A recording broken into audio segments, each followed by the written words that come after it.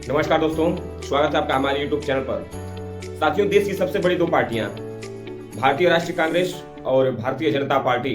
साथियों, भारतीय जनता पार्टी की ये बहुत तीन बड़े मुद्दे थे। जब भारतीय जनता पार्टी सरकार में नहीं थी तो ये तीन बड़े मुद्दों का ये ढिढोरा पीट रही थी कि हम जब सरकार में आएंगे तो ये तीन बड़े हमारे मुद्दे होंगे। और अगर सही रूप से देखा जाए तो इन्हीं तीन बड़े मुद्दों पे भारतीय जनता पार्टी ने दो चुनाव जीत लिए और अगला चुनाव 2024 की तैयारी में है।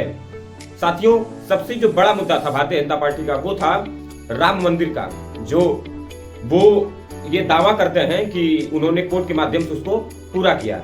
और दूसरा जो सबसे बड़ा मुद्दा था साथियों, वो मुद्दा जम्मू कश्मीर से धारा 370 हटाने का था।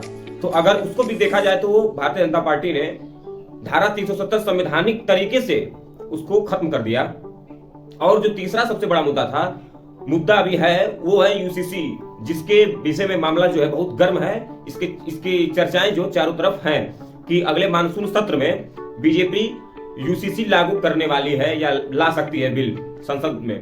साथियों, यूसीसी जो है वो बहुत ही पेचीदा मामला है। अगर इसको साफ या आप डीप से समझने का प्रयास नहीं करेंगे आपको बिल्कुल समझ में नहीं आएगा कि यूसीसी है क्या, यूनिफॉर्म सिविल कोड है क्या। साथियों, यूनिफॉर्म सिविल कोड, अगर हमने अभी कुछ लोगों से बातचीत किया और जो इसका विरोध कर रहे थे उनसे ये जानने का प्रयास किया कि आखिर यूसीसी क्या है, आप किस लिए इस यूसीसी का विरोध कर रहे हैं, तो उनका कहना यह था कि यूसीसी यूनिफॉर्म सिविल कोड यानी कि जो ड्रेस है वो सबके लिए समान हो जाएगा। अब वो लोग भी यूनिफॉर्म सिविल कोड का विरोध कर रहे हैं तो वो हमसे उससे कोई बहुत ज्यादा मतलब नहीं है। बस हम आपको ये समझाने का प्रयास कर रहे हैं कि आपको पूरी तरह से समझ में आए कि यूनिफॉर्म सिविल कोड है क्या और इसके प्रभाव में कौन लोग आएंगे।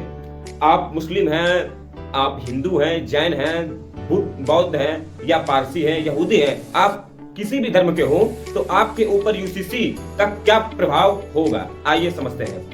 साथियों, यूसीसी का पूरा नाम यूनिफॉर्म सिविल कोड है। अगर इसको हिंदी में कहा जाए तो समान नागरिक संहिता। साथियों, जो हमारा संविधान है उसका जो नाम है उसका संविधान है, यानी कि समान विधान। जो भारत के नागरिक हैं वो उस सभी के लिए जो समान विधान है उसी का नाम संविधान है। तो अगर समान नागरिक संहिता अगर भारत में लागू है तो क्या भारतीय जनता पार्टी बिना संविधान के आदेश का पालन किए बिना यूसीसी लागू कर सकती है?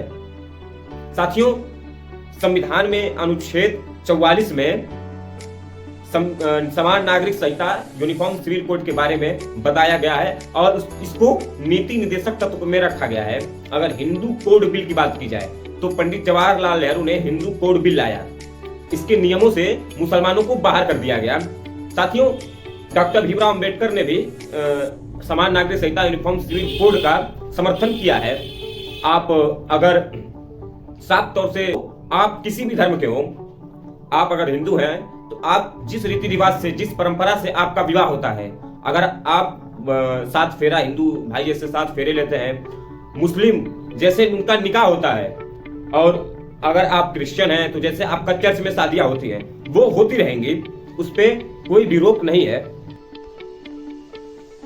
उसमें आपका किसी भी प्रकार का कोई रोक नहीं है। आप जिस भी धर्म के हो, आपकी जो रीति रिवाजें हैं वो पूरी तरह से आप उसको निभाइए।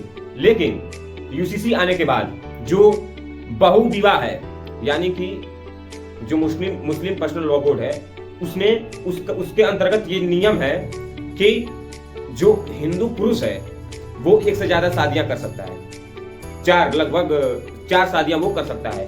तो यूसीसी के आने के बाद ये खत्म हो जाएगा। ट्रिपल तलाक वैसे भी भारत में बंद किया जा चुका है संवैधानिक तरीके से। ट्रिपल तलाक के बाद जो शादी की उम्र है वो बढ़ा दी जाएगी। अगर जो मुस्लिम है, अगर उनकी भी जो लड़के हो या लड़कियां हो, अगर 18 साल की उम्र में शादियां होनी चाहिए तो वही नियम हिंदू पे भी लागू होगा, वही नियम बुद्ध, जैन, यहूदी कि आप किसी भी धर्म के हो, लेकिन जो तय सीमा है, आयु की जो तय सीमा है, उसी के अंतर्गत आपको विवाह करना पड़ेगा। साथियों, हमारे भारत में 2 प्रकार के केस होते हैं, एक क्रिमिनल लॉ होता है, एक सिविल लॉ होता है। तो जो ये यूसीसी का मामला है वो सिविल लॉ होता है, और सिविल लॉ में अगर सबसे अधिक देखा जाए तो सिविल लॉ में जो फैमिली मैटर होता है उसमें ही आपका यूसीसी आता है। तो मोटा मोटी अगर आप समझें तो आप किसी भी धर्म के हो, यूसीसी आने के बाद कोई खासा प्रभाव आपके ऊपर नहीं पड़ा। सरकार बार बार ये आपको बता रही है, और आप इस सोशल मीडिया के जमाने में आप खुद पढ़ सकते हैं कि आप अगर शादियां करते हैं मंदिर में, अगर आप मस्जिद में शादी करते हैं, आप चर्च में शादी करते हैं, जैसे आपकी शादियां होती हैं वैसे आपकी शादियां होती रहेंगी, फिर भी अगर आप इसका विरोध करते हैं तो आपको एक तरह से मूर्ख माना जाएगा। साथियों, इसके यूसीसी आ जाने से हमें लाभ होगा, और सबसे अधिक लाभ उन्हें होगा जो इसका विरोध कर रहे हैं। इसका विरोध करके आप हासिल यह करना चाहते हैं कि आप 4 शादियां करेंगे, फिर भी आपको कोई मना नहीं करने जाएगा। आप जो ये हलाला वाला सिस्टम है वो पूरी तरह से खत्म हो जाएगा। तो दिक्कत उन्हीं को है जो इसका विरोध कर रहे हैं। तो बिना जाने बिना समझे, किसी भी तथ्य को बिना समझे उसका विरोध करना उचित नहीं है। धन्यवाद।